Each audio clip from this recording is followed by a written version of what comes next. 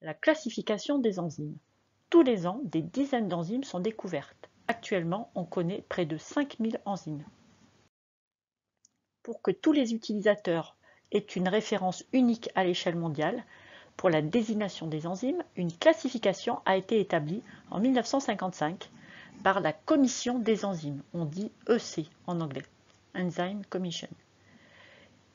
Cette classification est établie par l'Union internationale de biochimie et de biologie moléculaire, IUBMB en anglais.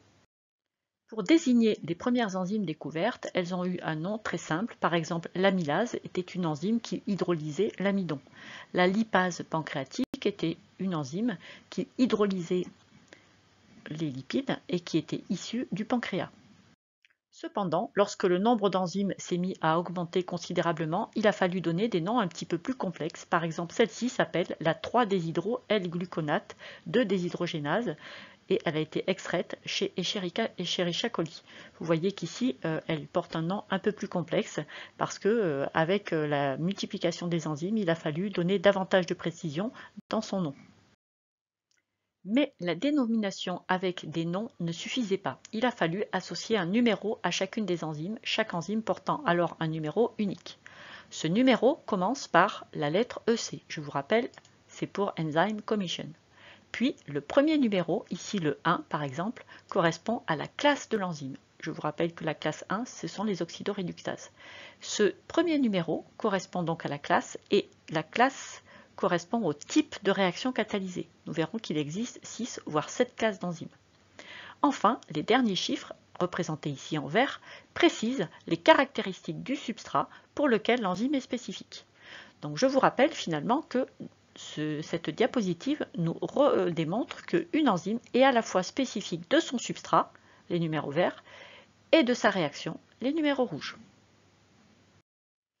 Attention, regardez bien cette diapositive, elle est vraiment très importante. Vous devez bien être capable de retrouver la signification indiquée par chacune de ces 3 flèches. Voici les 6 classes d'enzymes. La première, O pour oxydoréductase, la classe 2, T pour transférase, la classe 3, H pour hydrolase, puis vous voyez qu'il y a 2 L. Le premier, ce sont les liases, la classe 4, alors que le dernier, ce sont les ligases, la classe 6, et la classe 5 correspond aux isomérases. Alors, un procédé mémotechnique pour bien retrouver le numéro correspondant à chacune de ces classes, parce que vous devez être capable de le retrouver, eh bien, on se rappelle de Haute-Lille. O pour oxydoréductase, T pour transférase, H pour hydrolase, puis LIL pour liase, isomérase et ligase. La 7e classe d'enzymes s'appelle les translocases. C'est une classe qui a été dénommée en 2018, donc très récente.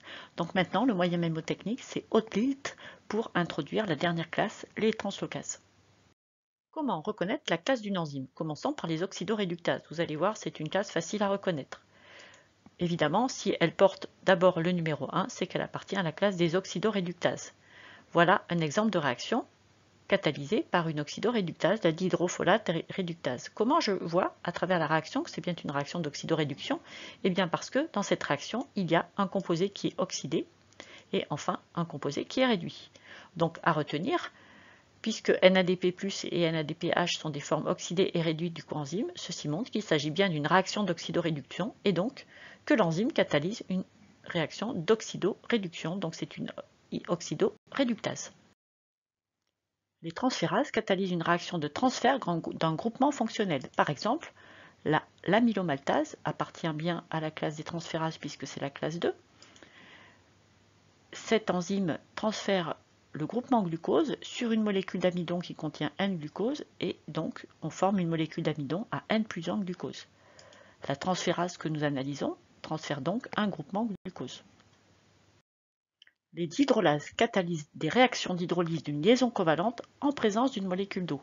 La molécule d'eau est donc aussi un substrat de l'enzyme.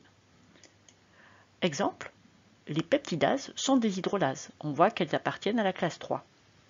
La signalpeptidase est justement une hydrolase qui coupe un petit bout de peptide en position interminale d'un peptide plus long.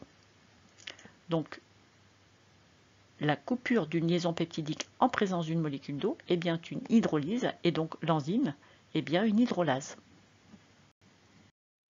Les liases sont des enzymes qui catalysent des réactions de déplacement d'un groupement à partir d'un substrat avec formation sur ce groupement-là d'une double liaison supplémentaire. Exemple, la pyruvate décarboxylase, vous voyez qu'elle appartient à la classe 4, donc c'est bien une liase.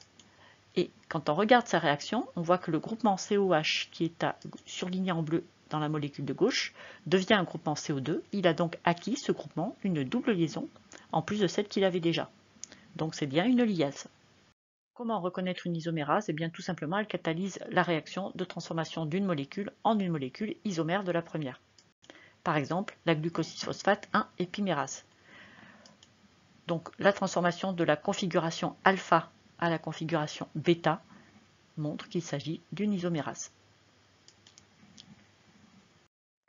La classe des liases correspond à des enzymes qui catalysent des réactions de formation d'une liaison covalente entre deux molécules avec utilisation forcément d'énergie pour former cette liaison, et cette énergie provient d'une liaison à haut potentiel énergétique, par exemple celle qui est utilisée dans l'ATP. Dans la réaction que l'on voit en dessous, on voit que la molécule d'ATP à gauche devient à droite du diphosphate plus de l'AMP. Donc il y a bien eu rupture d'une liaison phosphate entre l'AMP et le diphosphate. Cette énergie est utilisée pour catalyser la réaction de synthèse d'une liaison covalente entre le L-aspartate et la RNT, puisqu'on voit qu'à droite se forme le L-aspartyl-tRNA. Donc il y a bien eu une liaison covalente entre l'aspartate et le tRNA, issue de l'hydrolyse de la liaison phosphate. Donc on voit que l'hydrolyse de l'ATP permet la création d'une liaison covalente entre ces deux substrats, l'aspartate et la RNT. Enfin, la 7e classe, les translocases. Donc voici un exemple que vous connaissez bien, c'est l'ATP synthase que l'on trouve notamment dans les mitochondries et dans les chloroplastes. Donc cette enzyme, comme toutes les translocases, est capable de transporter des ions d'un côté à l'autre de la membrane. Donc dans le cas de l'ATP synthase, ce sont des H+, en transportant des H+, de part et d'autre de la membrane interne mitochondriale, et bien cette enzyme récupère cette énergie pour former de l'ATP. Voilà, donc elle transporte des ions de part et d'autre, donc elle est classée dans les translocases. Je vous invite donc à prendre un brouillon et à vous questionner pour voir si vous êtes capable de redonner les 7 classes d'enzymes et leurs numéros correspondants, reconnaître une classe d'enzyme d'après cette réaction, reconnaître une classe d'enzyme d'après son numéro EC et savoir expliquer les composants d'un numéro EC. C'est la fin de cette vidéo. Merci.